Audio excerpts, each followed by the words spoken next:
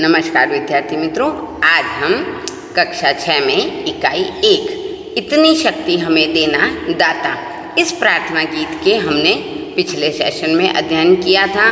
इस प्रार्थना गीत के आज हम अभ्यासक्रम को पढ़ेंगे और समझेंगे।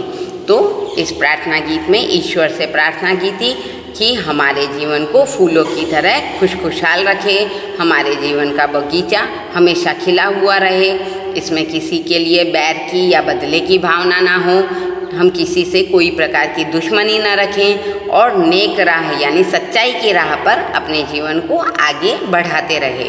तो अब हम इसके अभ्यासक्रम को समझेंगे। पहला प्रश्न है, मन का विश्वास कमज़ोर होना ऐसा कवि क्यों कहते हैं? तो लोग भगवान की शक्ति पर विश्वास करते हैं।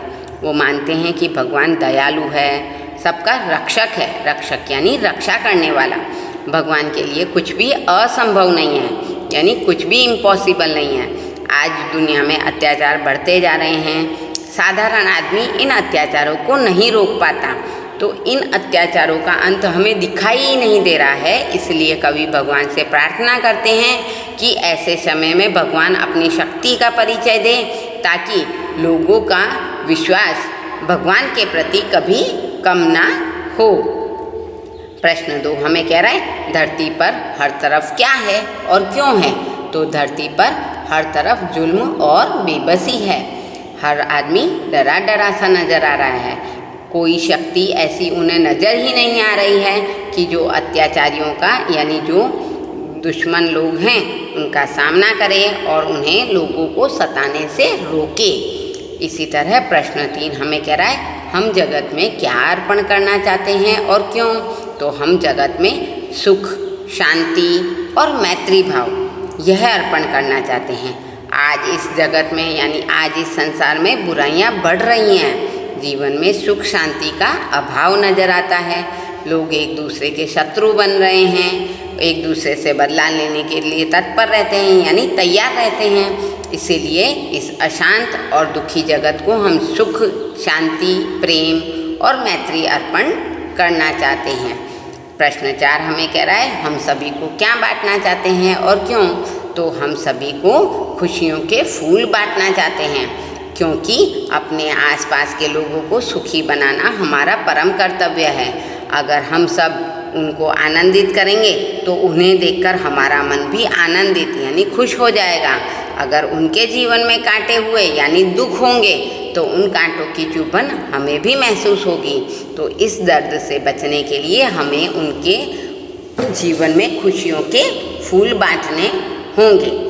प्रश्न 5 है, सबका जीवन ही बन जाए मधुवन, इसका भावार्थ क्या है?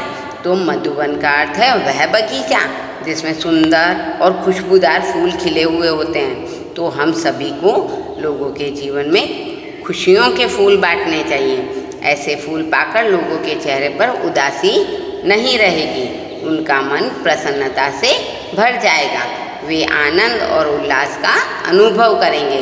तो इस प्रकार से उनका जीवन सुखी बन जाएगा। तो आज हमने अभ्यासक्रम के प्रश्नों को समझा। अगला प्रश्न हमें कह रहा है, नीचे दिए गए खाली स्थानों में उचित शब्द भरते हुए वाक्यों को पूरा करना है।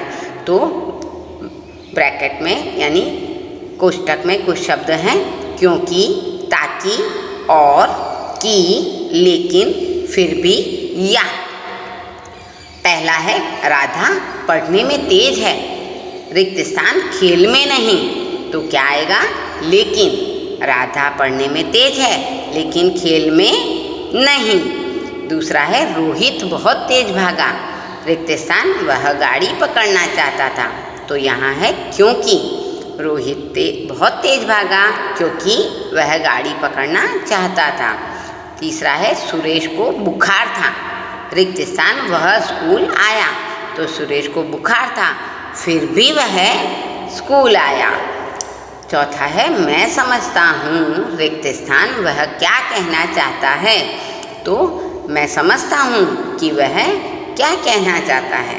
पांचवा है, आप चाय पसंद करेंगे, रिक्त स्थान कॉफ़ी। तो यहाँ आप चाय पसंद करेंगे या कॉफ़ी।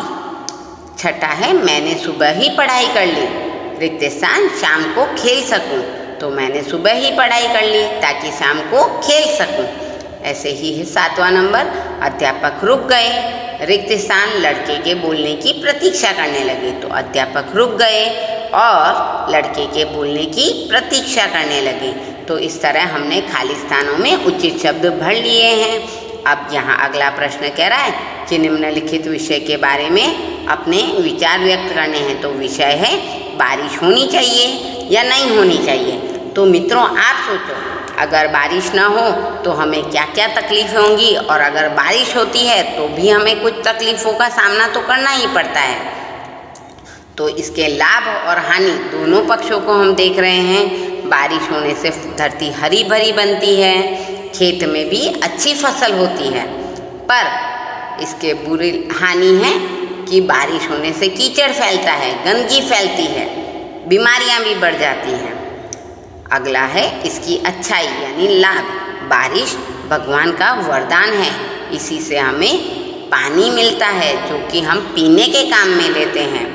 तो यह कहते हैं कि पानी तो कुएं, नदी आदि से भी मिलता है। वर्षा का पानी ही नदी और कुएं में जाता है।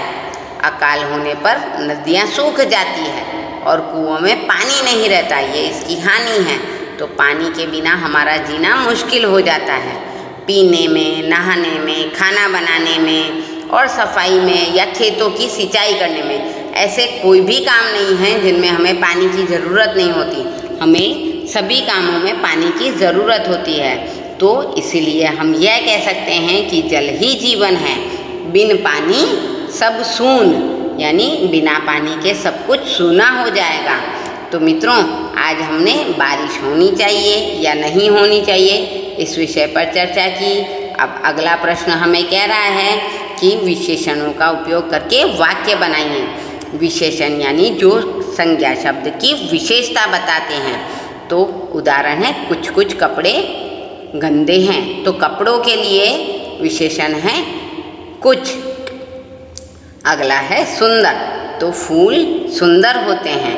4, गाय के 4 पैर होते हैं। उसका घर नदी के किनारे है।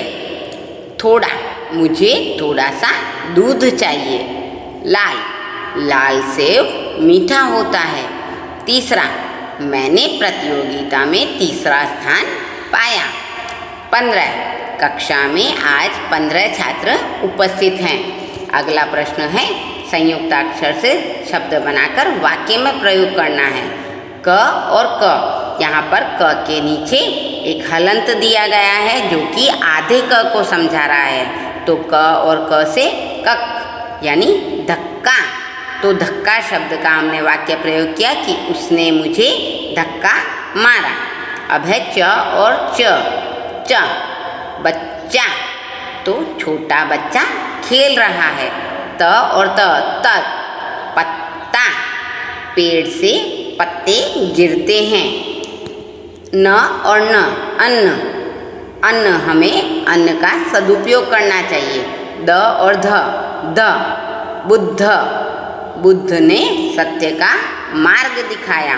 द और व, द्वार पर मेहमान आए हैं। श और व, श्व, विश्व में शांति होनी चाहिए। ह और य, हय, बाह्य आडंबर जीवन को नष्ट कर देते हैं। द और म, दम, पद्म, टैगोर को पद्म विभूषण से सम्मानित किया गया। तो मित्रों आज हमने इकाई 1 इतनी शक्ति हमें देना दाता इस इकाई के अभ्यास